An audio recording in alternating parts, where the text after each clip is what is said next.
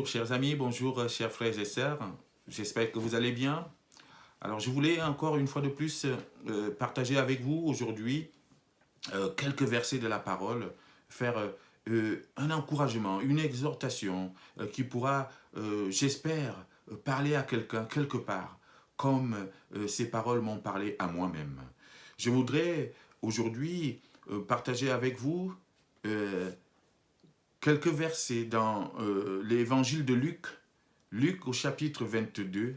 Nous lirons du verset 39 au verset 46. Luc 22, 39 à 46. C'est un passage bien connu des Écritures et qui nous parle en fait de l'agonie de Jésus dans le jardin de Gethsémane. C'est quelques heures avant qu'il ne se fasse arrêter par ses soldats, quelques heures avant de commencer vraiment cette période de grande souffrance par laquelle il va passer. Donc, c'est ce passage-là que je voudrais partager avec vous aujourd'hui pour voir quelques éléments simplement qui vont nous encourager dans une vie de prière. Je voudrais vous parler aujourd'hui de la vie de prière. Comment prier et comment, pas forcément comment prier, l'encouragement vraiment sera axé sur la nécessité et l'importance de prier et de prier toujours, quelles que soient les circonstances. Et Dieu seul sait que nous passons par des moments difficiles, nous connaissons des moments de joie, bien sûr, dans notre vie, heureusement, mais nous passons aussi par des épreuves et des souffrances. Alors la question est de savoir qu'est-ce qu'on fait lorsque nous trouvons devant l'épreuve, devant la souffrance.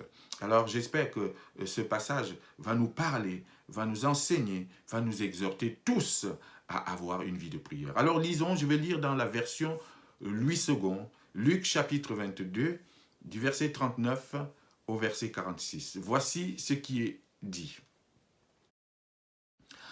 Après être sorti, il alla selon sa coutume à la montagne des Oliviers. Ses disciples le suivirent. Lorsqu'il fut arrivé dans ce lieu, il leur dit, « Priez afin que vous ne tombiez pas en tentation. » Puis, il s'éloigna d'eux à la distance d'environ un jet de pierre, et, s'étant mis à genoux, il pria, disant, « Père, si tu voulais éloigner de moi cette coupe, toutefois, que ma volonté ne se fasse pas, mais la tienne. » Alors, un ange lui apparut du ciel pour le fortifier. Étant en agonie, il priait plus instamment, et sa sueur devint comme des grumeaux de sang qui tombaient à terre. Après avoir prié, il se leva et vint vers les disciples qu'il trouva endormis de tristesse. Et il leur dit, « Pourquoi dormez-vous? Levez-vous et priez, afin que vous ne tombiez pas en tentation. » Amen.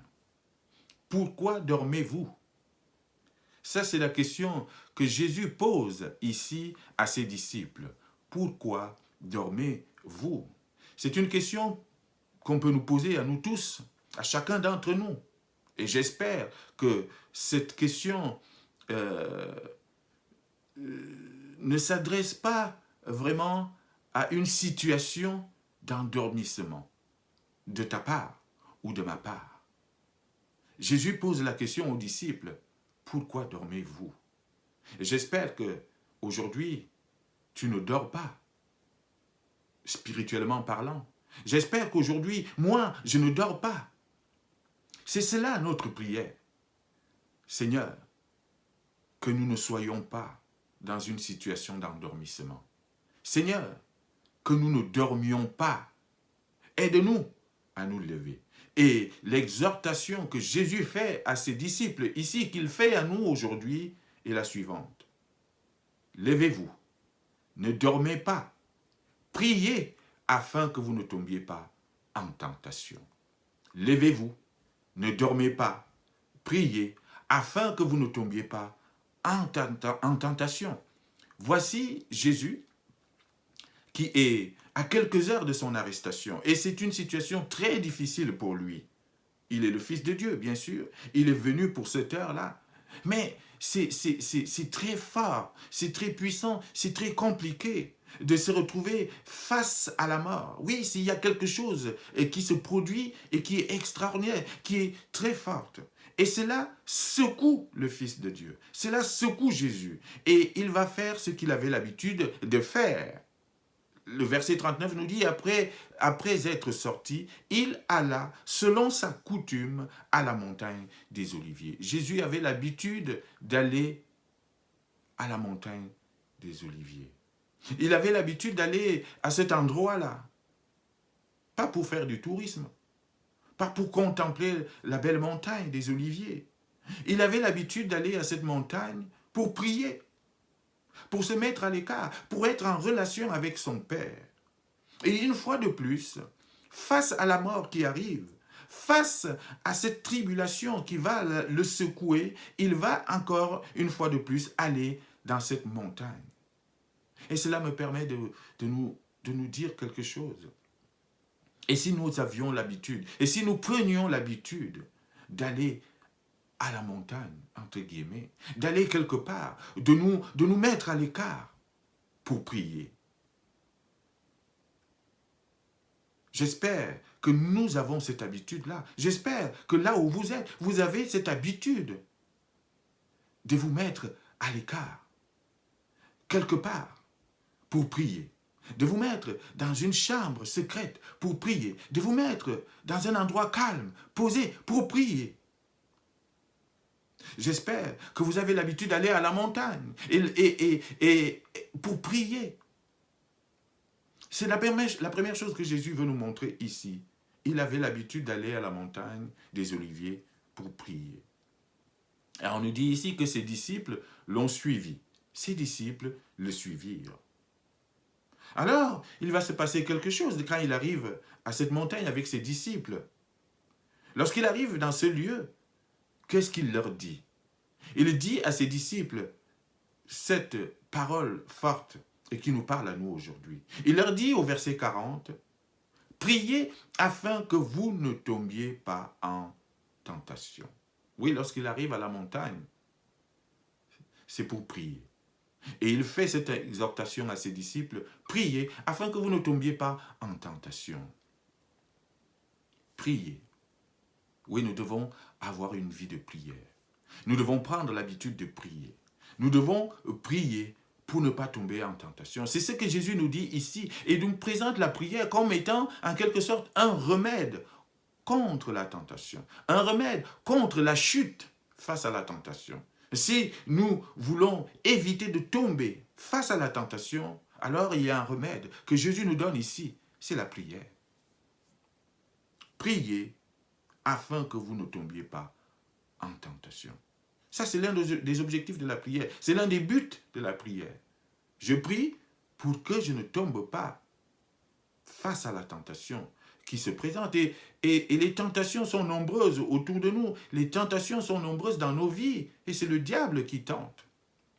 Et c'est le diable qui nous tente et qui nous pose des pièges partout et de différentes manières. Et si nous ne sommes pas vigilants, c'est-à-dire si nous ne prions pas, alors oui, parfois nous risquons de tomber dans cette tentation. Nous risquons de tomber dans les pièges de l'ennemi. Priez afin que vous ne tombiez pas en tentation. Oui, la prière, chers frères et sœurs, est un remède contre la chute face à la tentation. Alors Jésus va s'éloigner. Après leur avoir dit cela, après leur avoir demandé de prier, Jésus va s'écarter, il va s'éloigner d'eux quelque temps. Il va aller dans un endroit un peu plus calme, tout seul, ou pour entrer en relation avec son Père. Il veut cette relation intime avec son Père. Donc, il a besoin de calme. Il a besoin d'être un peu à part.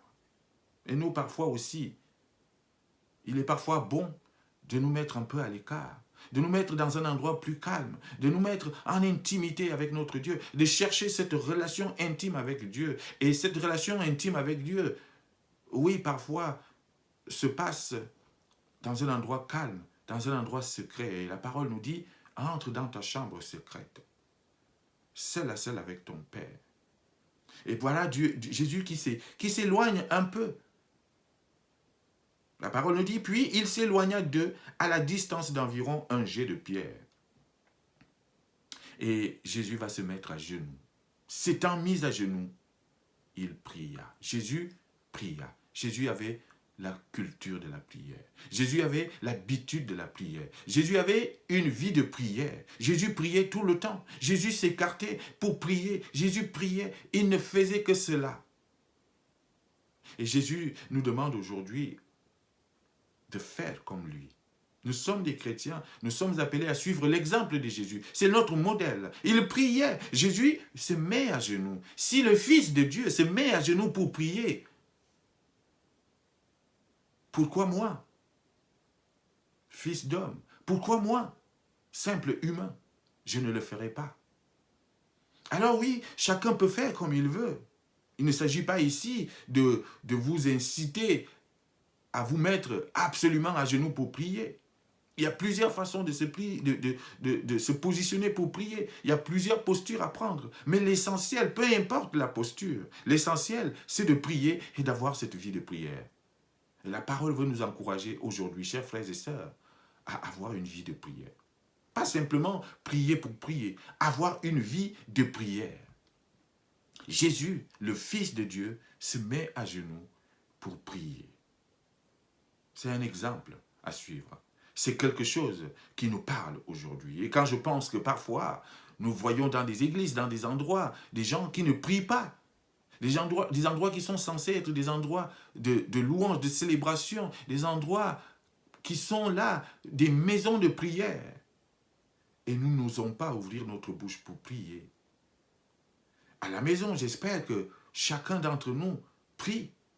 Jésus prie et il nous invite à adopter cette vie de prière. Il s'est mis à genoux et il pria. Il pria son Père. Il va demander à ce que son Père lui vienne en aide. Il va demander à ce que son Père vienne et l'éloigne de cette coupe. Et oui, Jésus est sur le point de mourir. Il voit cette mort arriver. Et cela, oui, peut secouer. Cela peut déstabiliser même le Fils de Dieu. La mort est terrible. Et il va prier face à cette souffrance qui arrive, face à cette difficulté qui arrive, face à cette mort qui arrive, le Fils de Dieu, Jésus, va prier et va demander le secours de son Père. Il va demander à son Père, oui, de retarder un peu l'échéance, d'éloigner un peu cette échéance, s'il était encore possible. Mais après, il va ajouter quelque chose. Non pas ma volonté, mais que la tienne soit faite. Oui, dans nos prières, ne cherchons pas à imposer les choses à Dieu. Oui, parfois nous prions en pensant que Dieu est obligé d'agir. Nous prions en pensant que Dieu est obligé de nous donner ce que nous lui demandons. Non, non, nous devons prier en laissant Dieu manifester sa volonté. Nous devons prier dans le sens qu'il laisse toute la volonté de Dieu s'exprimer. Non pas notre volonté, mais la volonté de Dieu. Quelle belle parole! Que seule la volonté de Dieu soit faite dans notre vie. Et quand la volonté de Dieu est faite dans notre vie, quelle que soit cette volonté, nous devons l'accepter. Nous devons nous y soumettre comme étant une bonne chose pour nous. Parfois, cette volonté peut être une volonté qui ne va pas dans le sens que nous voulions. Cette volonté de Dieu dans notre vie peut être tout simplement quelque chose de négatif. Mais ça reste toujours une bonne volonté pour nous. Même quand Dieu nous dit non, même quand Dieu ne répond pas à nos prières, quelque part, il fait quelque chose de bon pour nous. Parce que tout ce que Dieu fait est bon. Et nous devons nous y soumettre. Et souvent, quelque temps plus tard, nous nous rendons compte que le non qu'il nous avait donné était plutôt quelque chose de positif pour nous. Oui, Jésus prie et il laisse toute la volonté à son Père. Non pas ma volonté, mais que la tienne se fasse. Alors, dans cette prière, la parole nous dit ici que lorsqu'il priait, verset 43, alors un ange lui apparut du ciel pour le fortifier. Chers frères et sœurs, un ange est apparu du ciel pour fortifier Jésus-Christ lorsqu'il priait. Vous savez, Jésus, c'est le Fils de Dieu. Et nous sommes devenus fils de Dieu grâce à Jésus-Christ. Et ce que Dieu a fait à son Fils, ce que Dieu est capable de faire à Jésus, il peut le faire aussi pour toi, il peut le faire pour moi, il peut le faire pour nous si nous sommes ses enfants. Si nous avons accepté Christ, nous sommes les enfants de Dieu par adoption. Et ce qu'il a fait à Christ, il peut le faire pour toi. Alors lorsque tu pries, toi, fils de Dieu, en Jésus-Christ, Dieu envoie aussi son ange pour te fortifier. Oh, chers frères et sœurs, je vais vous encourager à prier. Dans la prière, nous avons la force qui vient du ciel. Dieu envoie son ange pour nous fortifier. Lorsque nous prions, lorsque nous sommes dans des épreuves, lorsque nous sommes en souffrance et que nous crions à lui, que nous prions ce Dieu, il peut, comme il a fait ici pour Jésus, envoyer son ange du ciel pour te fortifier. Alors je ne peux que t'encourager à prier face à ta difficulté, face à tes souffrances, face à ton épreuve qui est là devant toi. Que fais-tu? Est-ce que tu pries? Ou alors, tu te laisses endormir par la tristesse? Jésus a prié. Il a prié instamment. Il a prié avec intensité. Il a prié de telle sorte que la sueur, sa sueur devenait comme des grumeaux de sang qui tombaient par terre. Il a tellement prié que oui, sa sueur se transformait en grumeaux de sang. Vous vous rendez compte? C'était une prière intense, c'était une prière longue, c'était une prière puissante. Et cela nous parle à nous aussi.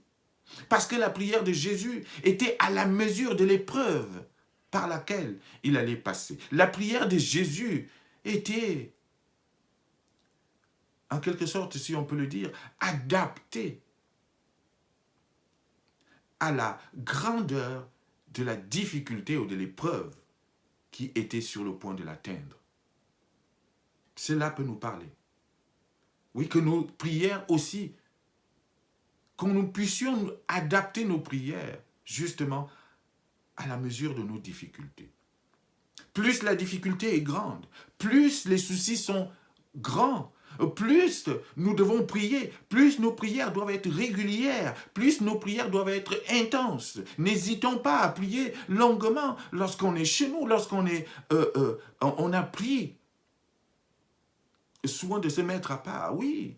N'ayons pas peur de prier beaucoup, régulièrement et parfois même intensément. Jésus-Christ a prié instamment, fortement, intensément, à tel point que sa sueur se transformait en sang. C'est dire à quel point c'était quelque chose d'intense.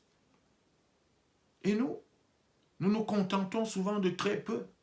Nous nous contentons souvent de quelques mots, alors que la difficulté est grande. Oui, c'est vrai que Jésus nous dit aussi que ce n'est pas en multipliant les paroles que nous serons exaucés, mais il dit bien de vaines paroles. Mais qu'est-ce qui t'empêche de prier longuement, fortement, avec des paroles adaptées, des paroles qui honorent Dieu? C'est cela. Il a prié longtemps, il a prié instamment, et sa sueur se transformait en grumeaux de sang.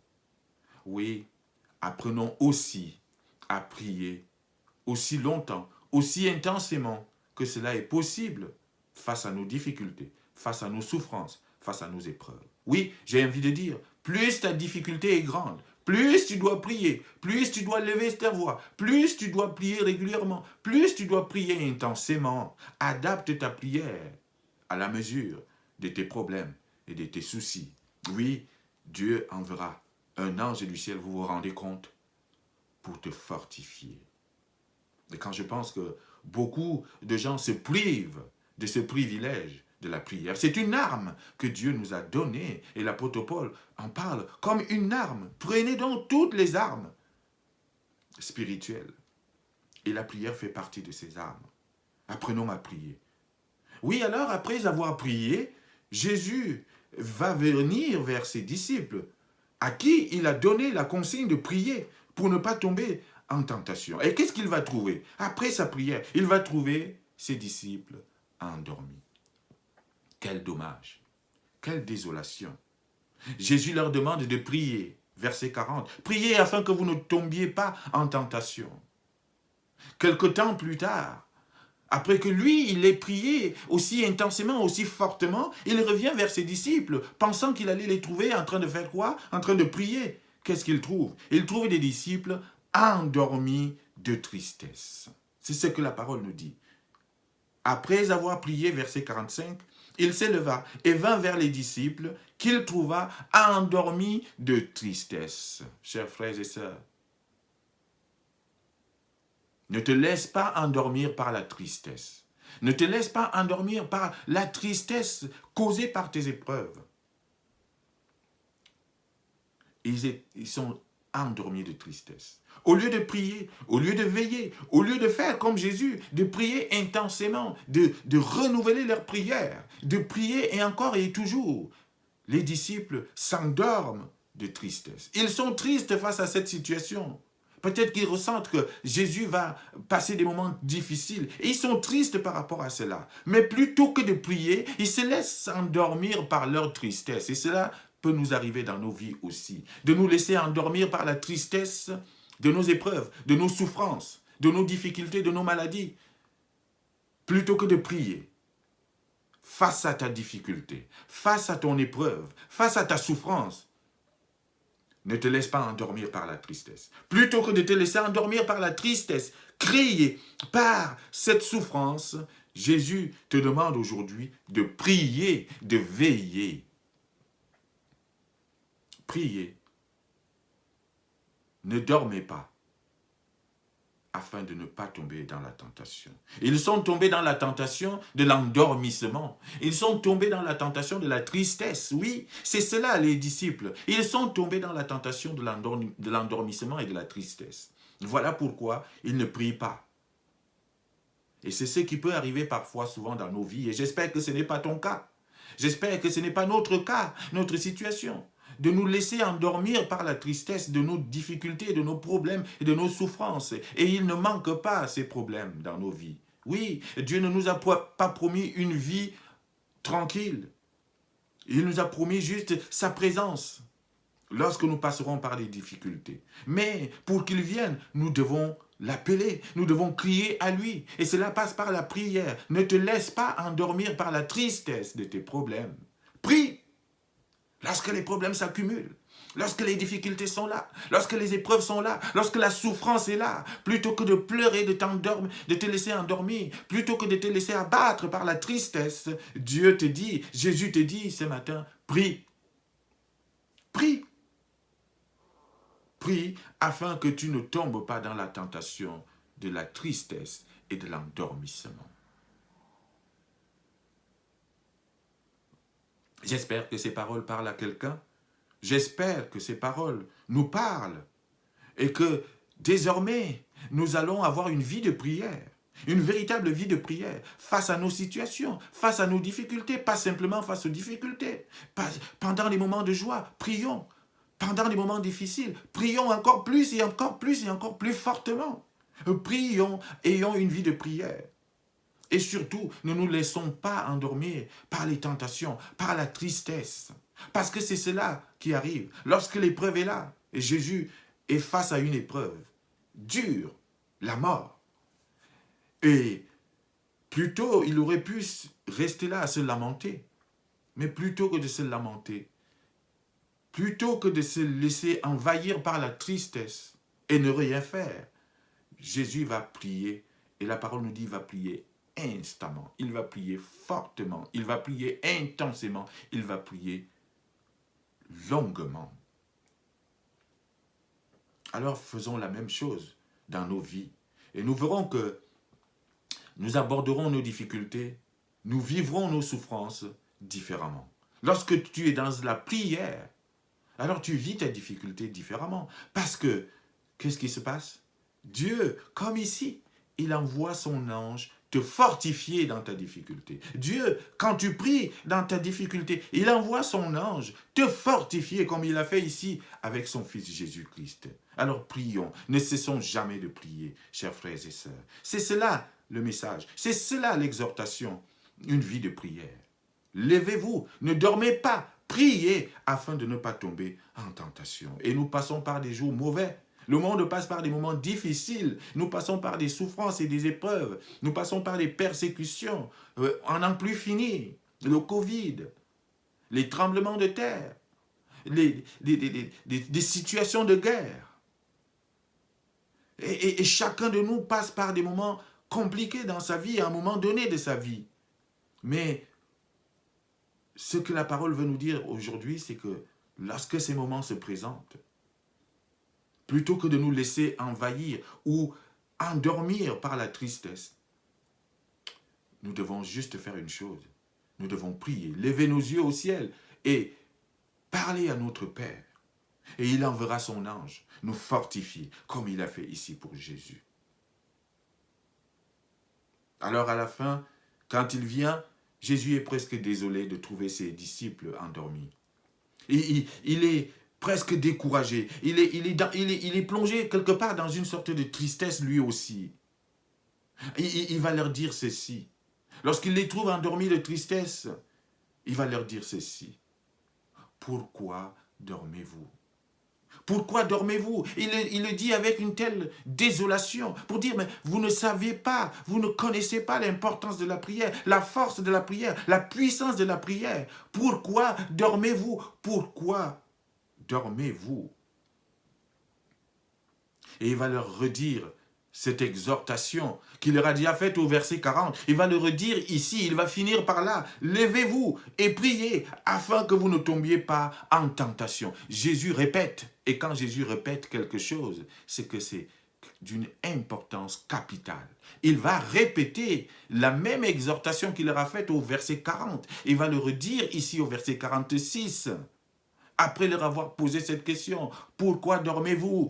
Il va leur redire, levez-vous et priez afin que vous ne tombiez pas en tentation. Vous voyez, cela nous parle. Que ces paroles nous parlent à chacun d'entre nous dans nos vies afin que Dieu renforce notre vie de prière, qu'il change notre vie de prière. Si nous étions paresseux dans la prière, j'espère que maintenant, nous allons devenir des zélés dans la prière.